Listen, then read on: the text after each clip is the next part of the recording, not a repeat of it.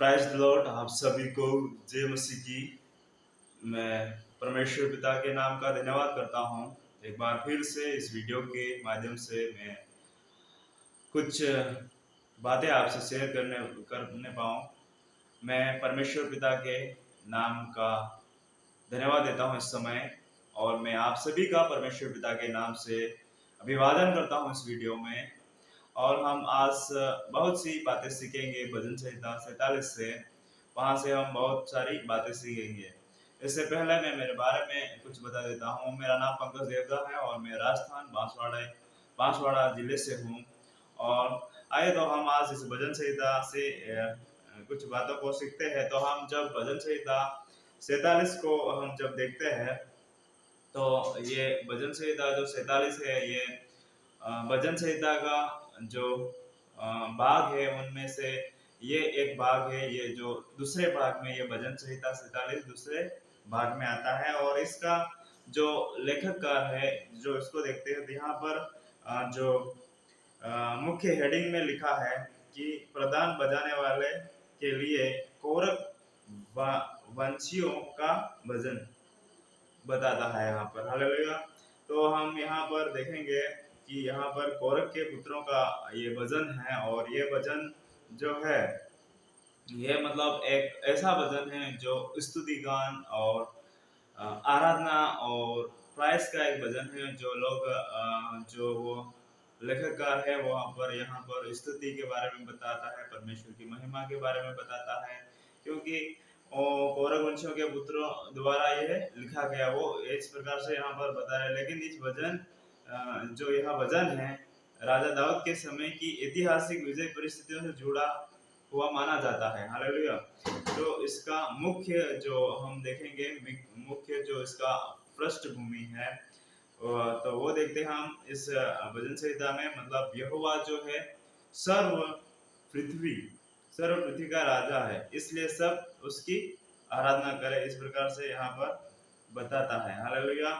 तो हम जब सीधे जब देखते हैं इस भजन के बारे में, तो बाइबिल मुख्य रूप से कोई घटना नहीं बताती, लेकिन जब कुछ विद्वानों का मानना है कि यह जो भजन है, यह बड़ी जीत होने के बाद यह भजन गाया गया और लिखा गया और स्तुति गाई गई। इस प्रकार से कुछ विद्वान मानते हैं। जब यहोवा ने इज़राइल को शत्रुओं के उस मतलब इज़राइल के महान शत्रुओं से जब यहोवा ने उन लोगों को विजय दिलाई, तब ये भजन गाया गया। तो हम आगे जब देखते हैं, तो मतलब ऐसे ऐतिहासिक परिस्थिति में तो माना जाता है दाऊद की जीत और बादशाह का संदूक यरूशलेम में लाया गया, ऐसा भी यहाँ पर हम देखते हैं। इसका जो बहुत संभव है कि यह भजन उस समय गाया गया जब दाऊद ने बादशाह का संदूक यरूशलेम में लाया। जब दाऊद जो बादशाह का संदूक था, वो दूसरी जगह पर था, वहां से जो दाऊद है वो बादशाह का संदूक अपनी जगह पर लाया, यरूशलेम में लाया। हालेलुया। इसका हम देख सकते हैं सेकंड शमूएल चैप्टर 6 में इसका हमें सबूत मिलता है। हालेलुया।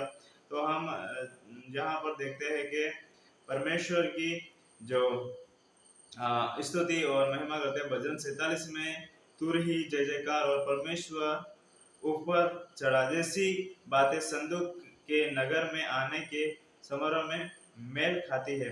ये भजन जो है इन बातों से मेल खाता है, जो वचन लिखा है उनसे मेल खाता है भजन संहिता से। इस प्रकार से इसको लिखा है। तो आइए हम सीधा अभी भजन में जाएंगे, किस प्रकार से यहाँ पर वो स्तुति कर रहे हैं, क्या कर रहे हैं, इन सारी बातों को देखेंगे।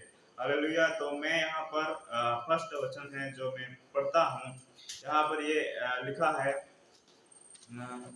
कि है देश देश के सब लोगों तालियां बजाओ, उसी शब्द से परमेश्वर के लिए जय जयकार करो। यहाँ पर जो लेखककार लिखने वाला है, वह फर्स्ट वचन में बोलता है देश देश के सब लोगों तालियां बजाओ और उसे शब्द से परमेश्वर के लिए जय जयकार करो। वहां पर तो हम देख सकते हैं यहाँ पर एक नहीं है, यहाँ पर जो एक नहीं है, ये यहाँ पर हम देख सकते हैं यहाँ पर ज्यादा लोग है। एक सभा में जैसे कि एक बैठक होती है, ऐसी बैठक में शायद ये ऐसे लोगों से बोल रहा है कि सब लोग तालियां बजाओ, देश देश के हर लोगों के लिए यहाँ पर बता रहा है फर्स्ट वचन में कि परमेश्वर के नाम की जय जयकार करो और उससे शब्दों से उसके लिए जय जयकार करो। इस प्रकार से यहाँ पर बता रहा है, क्योंकि उनको हमने देखा जो पृष्ठभूमि में उनको उनके दुश्मनों से परमेश्वर ने विजय दिलाई, उनको एक आजादी दिलाई और वो जीते। इसलिए वहाँ यहाँ पर परमेश्वर की जो महान सामर्थ्य है, शक्ति है,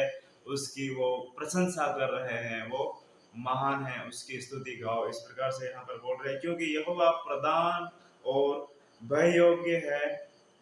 क्योंकि यहोवा परम प्रधान और भय योग्य है, वह सारी पृथ्वी के ऊपर महाराजा है।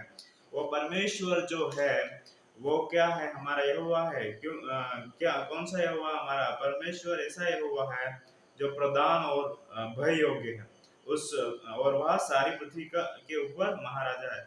हमारा परमेश्वर जो है प्रधान है और भय योग्य परमेश्वर, और वो सारी पृथ्वी का, ना कि और केवल यरूशलेम का, ना कि केवल इज़राइल का, ना दूसरे स्थान का, लेकिन वह सारी पृथ्वी का महाराजा है। हालेलुया। इस प्रकार से यहाँ पर भजनकार बता रहा है। हालेलुया। जब हम तीसरे में देखते हैं, तीसरे वचन में जब हम देखते हैं, वह देश देश के लोगों को हमारे सम्मुख नीचा करता है, वह जाति जाति को हमारे पांवों के नीचे कर देता है। हालेलुया। यह वचन सीधा इसलिए बताया गया है ऐसा, क्योंकि उन्होंने जीत पाए थे, वो उन लोगों के दुश्मन जो थे वो हार गए थे। इसलिए यहाँ भजनकार लिखता है कि वह देश देश के लोगों को हमारे सम्मुख नीचा करता है। मतलब जब हम परमेश्वर में विश्वास रखेंगे, परमेश्वर का भय मानेंगे और उसके अनुसार चलेंगे, तब जो हमारा परमेश्वर है वो लोगों को हमारे सम्मुख नीचा करता है और जाति जाति को हमारे पांवों के नीचे कर देता है। मतलब पांवों के नीचे करने का मतलब सीधा ऐसा नहीं कि हम उनको सीधा हमारे पांवों से रो देंगे, ऐसा नहीं। लेकिन परमेश्वर जो है हमें हमारे युद्धों में, हमारे कामों में, जो हमारे काम है, लोग हमारे विरुद्ध खड़े होंगे, तब परमेश्वर उनको हमारे नीचे कर देगा और हमें विजय दिलाएगा। हालेलुया। इसलिए डरना नहीं है, परमेश्वर हमारे साथ है। अगर हमारा विश्वास परमेश्वर पर है तो परमेश्वर जरूर लोगों को लोगों पर हमें विजय दिलाएगा, लेकिन हमारा विश्वास केवल उस पर ही होना चाहिए। हालेलुया। हम जब यहाँ पर वचन बहुत ज्यादा है, बहुत ज्यादा तो नहीं, केवल 9 वचन है, तो मैं एक एक करके पढ़ नहीं सकता, क्योंकि यहाँ पर टाइम कम है, मुझे एक छोटा सा ही वीडियो बनाना है, इसलिए मैं आगे बढ़ता हूँ। यहाँ पर हम जो है 14 वचन भी मैं पढ़ लूंगा, एक्सप्लेन ज्यादा नहीं कर पाऊंगा। वह हमारे लिए उत्तम भाग चुन लेगा, जो उसके प्रिय याकूब के घमंड के कारण है। और 5वां वचन है, परमेश्वर जय जयकार सही यहोवा नरसिंगे के शब्द शब्द के साथ ऊपर गया। और परमेश्वर का भजन गाओ, भजन गाओ, हमारे महाराजा का भजन गाओ, भजन गाओ। 6वां वचन है ये, और 7वां है, क्योंकि परमेश्वर सारी पृथ्वी का महाराजा है, समझ बुझ कर बुद्धि से भजन गाओ। हालेलुया। यहाँ पर मैं 7वें वचन को एक्सप्लेन करूंगा। यहाँ बताऊंगा जो लेखक का है, लिखने वाला है, जो कौरव वंशी जो लोग हैं, कौरव के जो पुत्र है, वो यहाँ पर 7वें वचन में ऐसा लिखते हैं, क्योंकि परमेश्वर सारी पृथ्वी का महाराजा है, समझ बुझ कर बुद्धि से भजन गाओ। हालेलुया। समझ बुझ कर बुद्धि से, अपने पूरे तन मन से, अपनी सारी समझ को समझे बुझ कर बुद्धि से उस परमेश्वर की क्या गाओ, उस परमेश्वर की महिमा गाओ। इस प्रकार से यहाँ पर बता रहा है 7वें वचन में, समझ बुझ कर बुद्धि से। कैसे समझ बुझ कर बुद्धि से हम परमेश्वर की महिमा कर सकते हैं। हालेलुया। इस प्रकार से वो यहाँ पर बता रहा है, हमारी सारी चिंताएं, हमारी सारी जितनी समस्या है, जो कुछ है, उन सबको बोलते हुए उस बात को याद करना है जो परमेश्वर ने हमारे लिए किया, उसको हमें याद करते हुए परमेश्वर को सारी बुद्धि से, सारे बल से हमें परमेश्वर की महिमा और स्तुति करना जरूरी है। हालेलुया। तो हम यहाँ पर फिर 8वां वचन देखते हैं, परमेश्वर जाति जाति पर विजय परमेश्वर जाति जाति पर राज्य करता है और परमेश्वर अपने पवित्र सिंहासन पर विराजमान है। हालेलुया। परमेश्वर जाति जाति के, इस दुनिया में जितनी जाति के जितने के लोग हैं, अलग अलग लोग हैं, उन हर एक पर राज्य करने वाला एक परमेश्वर है। इस प्रकार से लेखक यहाँ पर बताता है परमेश्वर अपने पवित्र सिंहासन पर विराजमान है। परमेश्वर अपने पवित्र सिंहासन, जहाँ कुछ कुछ ऐसा पाप नहीं, ऐसे स्थान पर हमारा परमेश्वर विराजमान है, बैठा है। हालेलुया। तो हम यहाँ पर 9 वचन जो लास्ट है वो देखेंगे। यहाँ पर बताता है राज्य के संत अब्राहम के परमेश्वर की प्रजा होने के लिए इकट्ठा हुए हैं, क्योंकि पृथ्वी की ढाल परमेश्वर के वंश में है, वह तो शिरोमणि है। हालेलुया। जो पृथ्वी की जो ढाल है वह परमेश्वर के हाथ में। ढाल क्या है?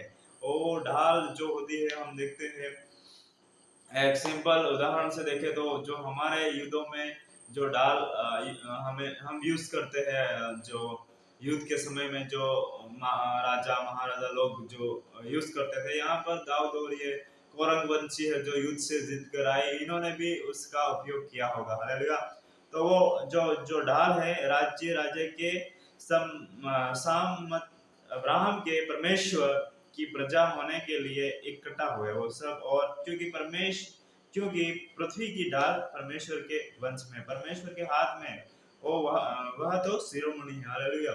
इस प्रकार से लेखक बनाता है क्योंकि परमेश्वर के हाथ में है पूरी पृथ्वी की ढाल, परमेश्वर हमें बसा सकता है। हालेलुया। तो इस वजन से हमें यही बातें सीखने मिलती है कि जब परमेश्वर हमें विजय दिलाता है, परमेश्वर हमारी सहायता करता है दुख में, समस्याओं में और युद्धों में, जब हमें परमेश्वर बताता है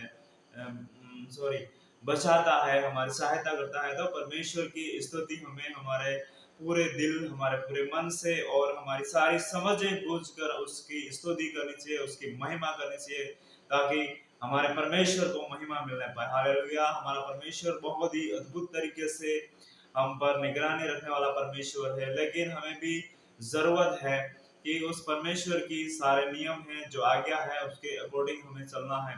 उसके पास जो ढाल है, वो उस ढाल से हमारी रक्षा करता है, हमें बचाता है, और वो जो उसके सम्मुख उसके भय को मानते हैं उन लोगों को वो ऊपर उठाता है, और हमारे दुश्मन हैं, हमारे जो एनिमीज है, उनको नीचे कर देता है। इस प्रकार से यहाँ पर लेखक बताता है। हालेलुया। तो हमारा परमेश्वर महान है, वो विश्वास योग्य है, जो उस पर विश्वास करता है उसको वो कभी धोखा नहीं देता है। लेकिन मुश्किल परिस्थितियों में, युद्धों के समय, ऐसी अलग अलग परिस्थिति हमारे जीवन में जब आती है, जब युद्ध जैसा हम महसूस करते हैं, उस समय हमारा परमेश्वर हमें ऊंचा करता है, हमें ऊंचा उठाता है। हालेलुया। इसलिए मैं आपसे यही कहना चाहता हूँ कि किसी भी समय, किसी भी परिस्थिति में हो, युद्ध जैसा समय हो आपके सामने, तो भी हमें डरना नहीं चाहिए, लेकिन हमारे परमेश्वर पर हमें विश्वास करके आगे बढ़ना चाहिए, ताकि हम उस युद्ध को जो लेखक बता रहा उस प्रकार से हम उस युद्ध को परमेश्वर के माध्यम से जीत सके। हालेलुया। इसलिए हमें हिम्मत बांध के हमारे परमेश्वर के नियमों को पालन करते हुए उसके संग और साथ रह के आगे बढ़ना है, ताकि हम उस युद्ध में परमेश्वर के द्वारा विजय प्राप्त कर सके। धन्यवाद। इस वीडियो के द्वारा परमेश्वर आप सभी को आशीषित करें। मैं यहाँ पर इस वीडियो को समाप्त करना चाहता हूँ। Thank you.